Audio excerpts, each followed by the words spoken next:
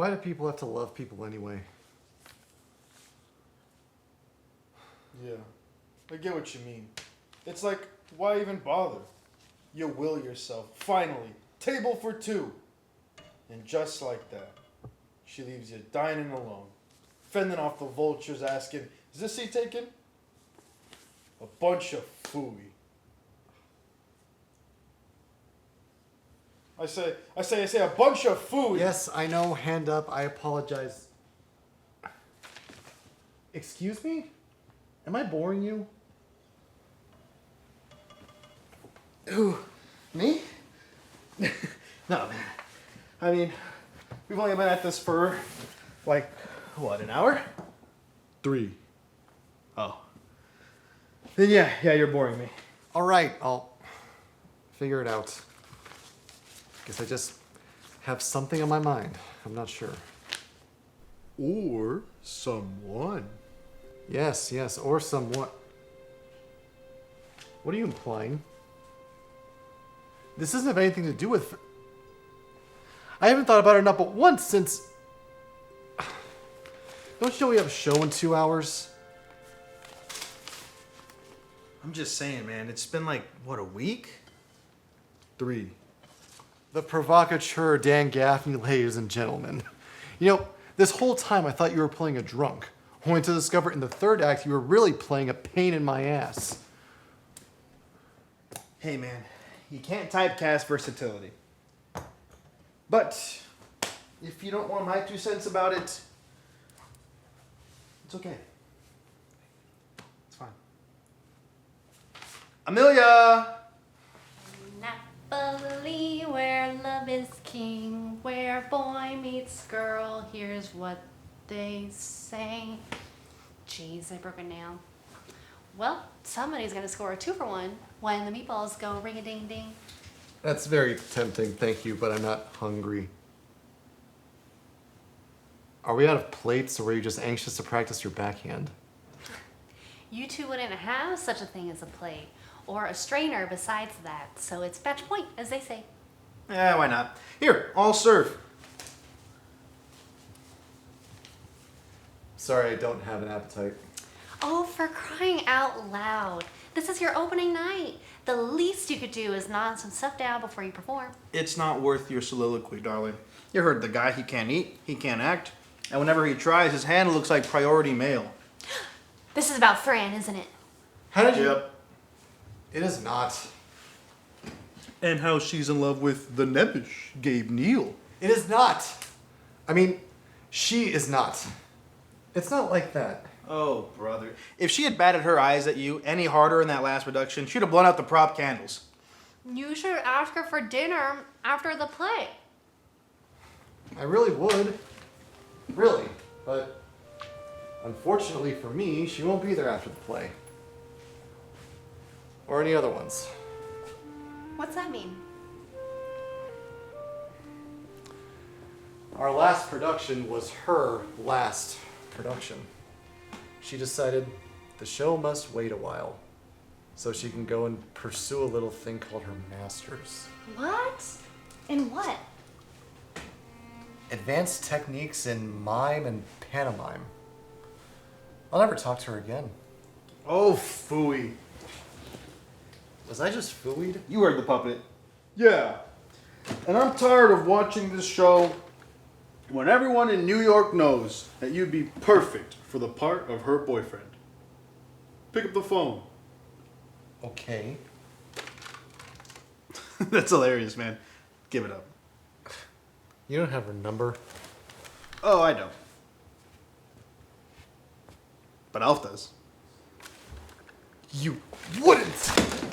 Hey, calm down, Apollo. What are you sweating about? Alf's gonna propose? During Daisies and Dilemmas, the one set on the farm during the war, nervous hat-wearing Bulyanov over here started talking to a totally smitten Iranov. When she popped the question, do you want to go over our lines later? She gave him her number. She said, don't lose it. And he said, don't worry, I'll remember it off the top of my head.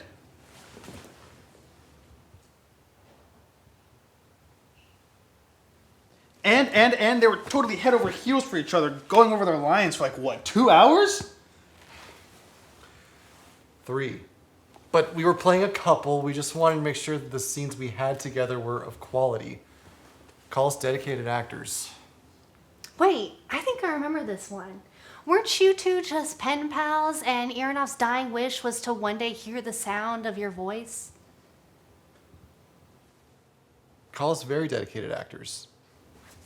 Ow. If you've had her number this whole time, why don't you just ask her to the play tonight? It's your first leading role. That's a great idea. I'm sure I'll remember all my lines when I see her sitting there in the first row.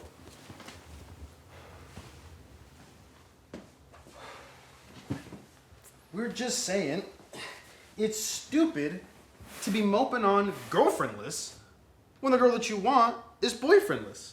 How do you know that? You know what I got an earful of as Bulyanov? Gabe! He called me last night. Gabe! I think he wants to get back together. I've never seen someone giggle so much writing a letter about a dead cow. Grant. Who am I kidding? The guy sounds like a leading man. Just because she's brought up her ex lots of times doesn't mean she doesn't have feelings for you too. Sometimes girls would do that to make the guy they really like jealous. Well, hand her a Tony if that was the case. But 3 weeks, not one word. What happens if they did get back together? Only one way to find out. What happens if she says no? Only one way to find out. What happens if she says yes? Kismet, fate. You take her out, table for 2, and the curtain falls. Yeah, think about it like this. When the world turns quiet, do you really want to be dining alone? Table for 1? Night after night? Well, I don't eat alone. Sometimes I have dinner with Lucille Ball. Sometimes with Lisa Kudrow. You know, just the other night I had this beautiful meal with Shirley MacLaine. Of course, she was much younger then.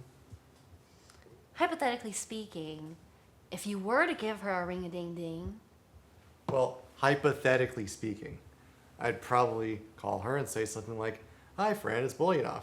I mean, Gabe." And she'd probably say, "Hi, Gabe, how you been?" And I'd say, "I've been good." And I'd say, "Hey, Fran, if you're not busy,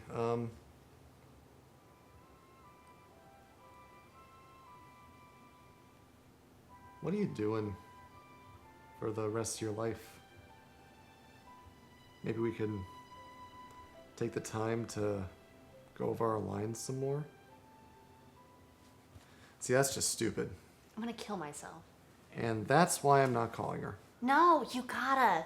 Don't kerfuffle yourself. Just ask her to opening night. If she says, nope, not happening, you're in the dumps, yes, but at least you took a chance at Kismet. I mean, you said so yourself, you're never going to talk to her again, so. This is truly the peakest of hours to do so. And it beats the real doozy, looking back on a missed chance at something. Or someone. Yeah, well, I absolutely would. No doubt about it, but the show must go on. Oh, actually, I just decided I'm getting a little thing called my masters. So unless you want to pick up the phone, and by phone I do mean receiver, then the show must wait a while. Subtle. Look, this is the biggest scene in the play, and quite frankly, we're running out of time. So pick up a script.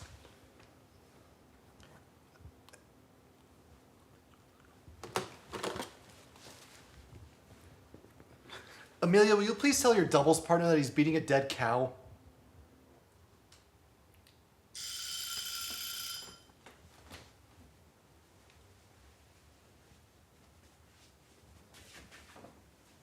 Oh, you both are being real hams.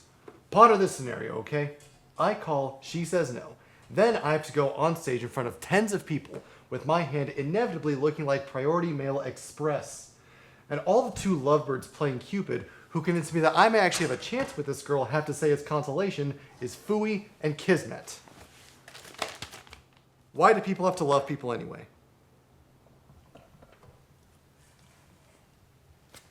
Oh, all right. If it means that much to you that I make a fool out of myself for your moral pleasure, why not? I don't need it. Oh, shut up.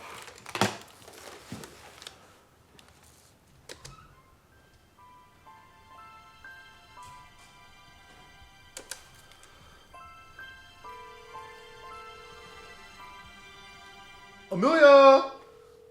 What? I'm not getting my master's. Hi, Fran, it's... Oh. I'm sorry, do I have the wrong number? I don't? I see. Well, it's nice to finally meet you. Yes, I've heard a lot about you. Uh-huh. Well, I'm happy for you guys. I think that's just swell. Yeah, I'm sure she was just as giddy as you. A message?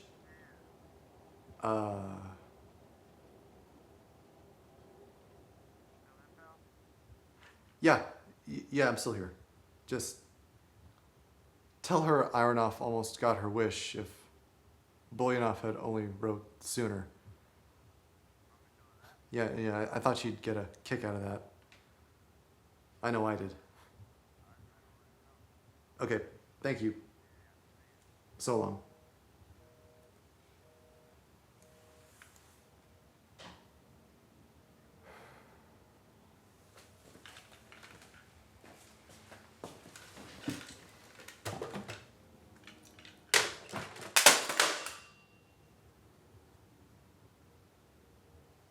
Gabe.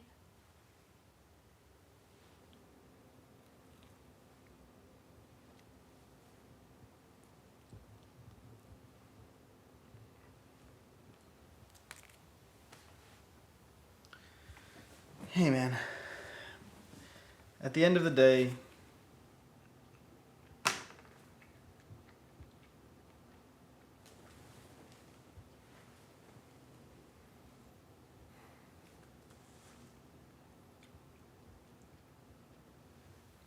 Yeah, I get what you mean.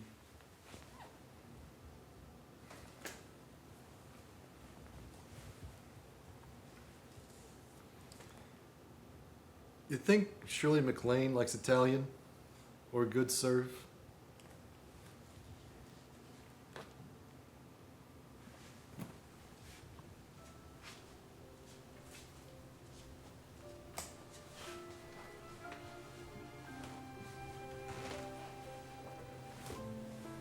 only one way to find out.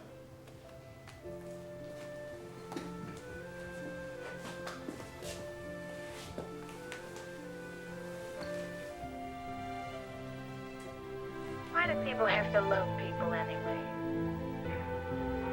I know what you mean.